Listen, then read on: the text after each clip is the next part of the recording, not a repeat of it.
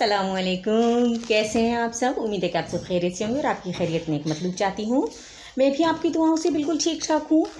آج جو ہم آپ کے لیے قصص الانبیاء سے واقعہ لے کر حاضر ہوئے ہیں، اس میں حضرت یوسف علیہ السلام کا واقعہ بتائیں گے۔ تو چلیے آئیے بغیر ٹائم ضائع کیے حضرت یوسف علیہ السلام کے واقعے کا آغاز کرتے ہیں۔ یہ تو آپ سب کو معلوم ہی ہے کہ حضرت یوسف علیہ السلام اللہ تعالیٰ کے بھیجے گئے پیغمبروں میں سے ایک ہیں۔ آپ کے والد کا نام حضرت یعقوب علیہ السلام ہے۔ حضرت یعقوب علیہ السلام کی 2 بیویاں تھیں۔ پہلی بیوی کے 10 بیٹے تھے اور دوسری بیوی سے حضرت یوسف علیہ السلام اور بنیامین تھے۔ اس طرح حضرت یوسف علیہ السلام کے 10 سوتیلے بھائی اور ایک سگا بھائی تھا۔ حضرت یوسف علیہ السلام نے بچپن میں ایک خواب دیکھا، جس میں انہوں نے دیکھا کہ حضرت یوسف علیہ السلام نے دیکھا کہ 11 ستارے، سورج اور چاند آپ کو سجدہ کر رہے ہیں۔ اور اس خواب کا ذکر جب آپ علیہ السلام نے حضرت یعقوب علیہ السلام سے کیا، یعنی اپنے والد سے کیا، تو وہ سمجھ گئے کہ آپ علیہ السلام کو نبوت عطا ہونے والی ہے۔ لہٰذا حضرت یعقوب علیہ السلام نے حضرت یوسف علیہ السلام کو تاکید کی کہ وہ اس خواب کے بارے میں اپنے بھائیوں کو نہ بتائیں۔ حضرت یوسف علیہ السلام آپ سے بہت محبت کرتے تھے۔ یہی وجہ تھی کہ آپ علیہ السلام کے بھائی آپ سے حسد کرتے تھے، اور انہوں نے آپ علیہ السلام کو حضرت یعقوب علیہ السلام سے دور کرنے کا سوچا، اور انہوں نے سوچا کہ آپ علیہ السلام کو دور جنگل کے ایک کنویں میں پھینکنے کا منصوبہ بنایا۔ آپ نے دیکھا کہ یعنی حسد جو ہے وہ چاہے بھائی ہی کیوں نہ ہو، ان کو دوسرے بھائی کے خلاف کر دیتا ہے، اور جس کی وجہ سے حضرت یوسف علیہ السلام کے بھائیوں نے اپنی حسد کی وجہ سے ان کو ایک کنویں میں پھینکنے کا پروگرام بنایا، یعنی کہ ان کو جنگل میں لے جا کر کنویں میں پھینکنے کا پروگرام بنایا۔ ایک دن سوتیلے بھائیوں نے حضرت یعقوب علیہ السلام سے حضرت یوسف علیہ السلام کو جنگل میں لے جانے کی اجازت مانگی اور یقین دلایا کہ وہ ان کا خاص خیال رکھیں گے، اور وہ آپ علیہ السلام کو لے کر جنگل کی طرف چلے گئے اور وہاں آپ کو کنویں میں پھینک دیا۔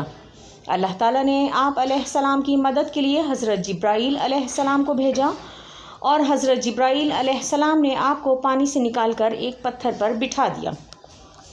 جب وہاں سے مصر کے ایک قافلے کا گزر ہوا تو انہوں نے کنویں سے بھرنے کے لیے ڈول پھینکا، تو آپ اس رسی کے ذریعے باہر آ گئے۔ قافلے والے آپ کے حسن کو دیکھ کر حیران رہ گئے اور آپ کو اپنے ساتھ مصر لے گئے۔ وہاں انہوں نے آپ کو عزیز مصر کے ہاتھوں فروخت کر دیا، جو کہ مصر کا وزیر خزانہ تھا۔ عزیز مصر آپ کو گھر لے آئے اور اپنی بیوی زلیخا سے کہا کہ آج سے ہم اس کی کفالت کریں گے، یعنی کہ اس کو پالیں گے پوسیں گے۔ جب آپ بڑے ہوئے تو عزیز مصر کے ساتھ ان کے کاموں میں ان کی مدد کرنے لگے۔ حضرت یوسف علیہ السلام بہت حسین تھے۔ ایک دن عزیز مصر کی بیوی نے آپ کو برائی کی دعوت دی۔ آپ چونکہ اللہ کے فرما بردار اور نیک بندے تھے، انہوں نے زلیخا کو انکار کر دیا، جس پر زلیخا نے اپنے شوہر سے آپ کی جھوٹی شکایت کی اور آپ کو جیل بھجوا دیا۔ اللہ تعالیٰ نے آپ کو خوابوں کی تعبیر بتانے کا علم دیا تھا۔ جیل میں آپ قیدیوں کو ان کے خوابوں کی تعبیر بتاتے تھے۔ جیل میں بادشاہ کے 2 ملازم بھی قید تھے۔ آپ علیہ السلام نے ان کو بھی ان کے خوابوں کی تعبیر بتائی، جو کہ بالکل سچ ثابت ہوئی۔ ان میں سے ایک غلام کی سزا ختم ہوئی تو وہ بادشاہ کے دربار میں پھر سے ملازمت کرنے لگا۔ ایک دن بادشاہ نے کوئی خواب دیکھا اور اس خواب کی تعبیر اپنے درباریوں سے پوچھی تو کوئی اس کی تعبیر نہ بتا سکا۔ پھر بادشاہ کے اس ملازم نے بادشاہ کا خواب حضرت یوسف علیہ السلام کو بتایا اور آپ علیہ السلام نے اس کی تعبیر بتا دی۔ آپ علیہ السلام کی تعبیر سن کر بادشاہ خوش ہوا اور آپ علیہ السلام کو قید سے آزاد کر دیا، اور آپ علیہ السلام کو ملک کی بادشاہت بھی سونپ دی۔ ایک دن آپ علیہ السلام کے بھائی مصر میں غلہ لینے پہنچے۔ آپ علیہ السلام نے انہیں پہچان لیا، لیکن وہ آپ علیہ السلام کو نہیں پہچان سکے۔ آپ علیہ السلام نے انہیں اپنے پاس رکھا اور ان سے ان کے ماں باپ اور اپنے بھائی بنیامین کے بارے میں دریافت کیا۔ آپ علیہ السلام نے انہیں ضرورت سے زیادہ اناج دیا، اور جو مال ان کے بھائیوں نے اناج کے بدلے دیا تھا وہ بھی ان کو واپس کر دیا۔ آپ علیہ السلام کے بھائیوں نے دوسری بار مصر کا سفر کیا تو اس بار حضرت یوسف علیہ السلام کو بتانا پڑا کہ آپ علیہ السلام ان کے چھوٹے بھائی ہیں جس کے ساتھ بچپن میں انہوں نے انتہائی برا سلوک کیا تھا، لیکن آپ علیہ السلام نے انہیں معاف کر دیا اور اگلی بار اپنے ماں باپ کو ساتھ لانے کا کہا، اور آخر اس طرح سے ان کا بچھڑا ہوا خاندان دوبارہ سے یکجا ہو گیا۔ حضرت یوسف علیہ السلام اپنے بوڑھے ماں باپ سے گلے ملے، انہیں اپنے سینے سے لگایا اور کہا، اچھا ہوا آپ مصر آ گئے، اگر اللہ نے چاہا تو آپ یہاں امن و سلامتی سے رہیں گے۔ حضرت یوسف علیہ السلام کی شاہانہ زندگی، ان کی عزت اور نیک نامی کو دیکھ کر اس وقت یہ رسم و رواج کے مطابق شکریہ ادا کرنے کے لیے وہ سب آپ علیہ السلام کے آگے جھک گئے اور آپ علیہ السلام کی تعظیم کی۔ حضرت یعقوب علیہ السلام نے آپ علیہ السلام کو بچپن کا خواب یاد دلایا کہ انہوں نے سالوں پہلے جو خواب دیکھا تھا، آج اللہ تعالیٰ نے وہ خواب پورا کر دیا ہے۔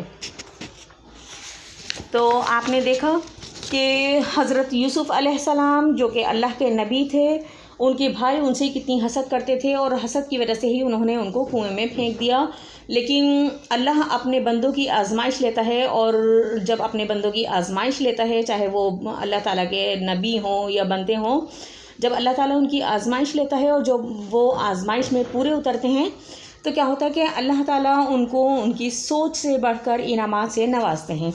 تو امید ہے کہ جس طرح سے آپ نے دیکھا کہ حضرت یوسف علیہ السلام کو اللہ تعالیٰ نے مصر کی بادشاہت عطا کی، تو اسی طرح ہمیں چاہیے کہ ہم کسی سے حسد نہ کریں، کیونکہ حسد جو ہے وہ ہر برائی کی جڑ ہے، اور حسد ہماری نیکیوں کو اس طرح سے کھا جاتا ہے جیسا کہ آگ کو لکڑی۔ تو امید ہے کہ آج کی ویڈیو آپ کو پسند آئی ہوگی، پسند آنے کی صورت میں لائک تو بنتا ہے، تو لائک کریں، شیئر کریں، کمنٹس کریں، زیادہ سے زیادہ اپنے فیملی فرینڈس کے ساتھ شیئر کریں، اور ملتے ہیں پھر کسی نئی نیکسٹ ویڈیو میں۔ تب تک کے لیے اپنا اور اپنے پیاروں کا ڈھیر سارا خیال رکھیے گا اور مجھے دیجیے اجازت۔ لیکن چلتے چلتے ایک چھوٹی سی اچھی بات کہ لوگوں کے لیے ایک راز بن کر رہیں تاکہ کوئی آپ کو تکلیف نہ پہنچا سکے۔ تو امید ہے کہ آج کی ویڈیو آپ کو پسند آئے گی۔ ملتے ہیں پھر کسی نئی نیکسٹ ویڈیو میں، تب تک کے لیے اللہ حافظ۔